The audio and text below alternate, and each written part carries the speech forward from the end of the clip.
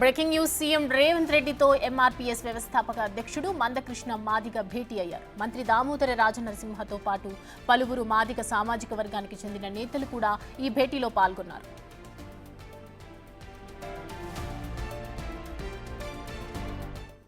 SC వర్గీకరణ రిజర్వేషన్ల అంశంపై సీఎం మందకృష్ణ చర్చించారు. అలాగే మందకృష్ణ అభిప్రాయాలను కూడా సీఎం అడిగి తెలుసుకున్నారు. ఎస్సీలను గ్రూపులుగా కాకుండా ఏబీసీడీలుగా వర్గీకరించాలన్నారు. మందకృష్ణ మాదిగ నివేదికలో లోటుపాట్లను సరిచేస్తారని ఆశిస్తున్నామన్నారు.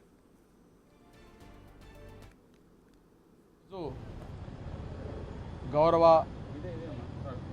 తెలంగాణ రాష్ట్ర ముఖ్యమంత్రి వర్యులు సోదరులు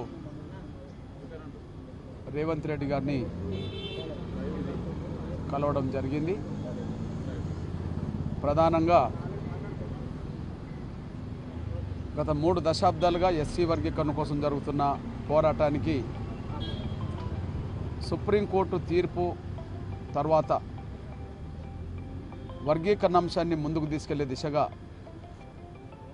తెలంగాణ రాష్ట్ర ప్రభుత్వం సోదరులు రేవంత్ రెడ్డి గారి నాయకత్వంలో మొన్న 4వ తారీఖు నాడు గౌరవ షమీమ్ అఖ్తర్ గారి కమిషన్ నివేదికను అనుసరించి ఎస్సీ రిజర్వేషన్ల వర్గీకరణకు అనుకూలంగా శాసన మండలిలోనూ శాసనసభలోనూ తీర్మానం చేయడం జరిగింది.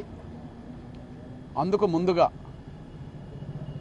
ఎస్సీ రిజర్వేషన్ల వర్గీకరణకు అనుకూలంగా చట్టసభలో ఒక నిర్ణయాన్ని తీర్మాన రూపం ద్వారా చేసినందుకు గౌరవ ముఖ్యమంత్రి రేవంత్ రెడ్డి గారికి ధన్యవాదాలు, అభినందనలు తెలియజేయడానికి వచ్చేశాం. సోదరులు రేవంత్ రెడ్డి గారు ఎంఆర్పిఎస్ ఉద్యమం ప్రారంభమైన ఒక దశాబ్దం తర్వాత దాదాపు ఒక 2 దశాబ్దాల నుంచి తను రాజకీయాల్లోకి రాకముందు జెడ్పీటీసీ కాకముందు నుంచే ఎంఆర్పిఎస్కు అందుబాటులో అండగా ఉన్న సోదరులు ఎన్నో సందర్భాల్లోనూ వర్గీకరణ ఉద్యమంలో భాగస్వామైన వ్యక్తి. ఉద్యమాలకు వివిధ సందర్భాల్లో జరిగే ప్రతి కార్యక్రమానికి చేయూతనిచ్చిన వ్యక్తి కూడా రేవంత్ రెడ్డి గారు.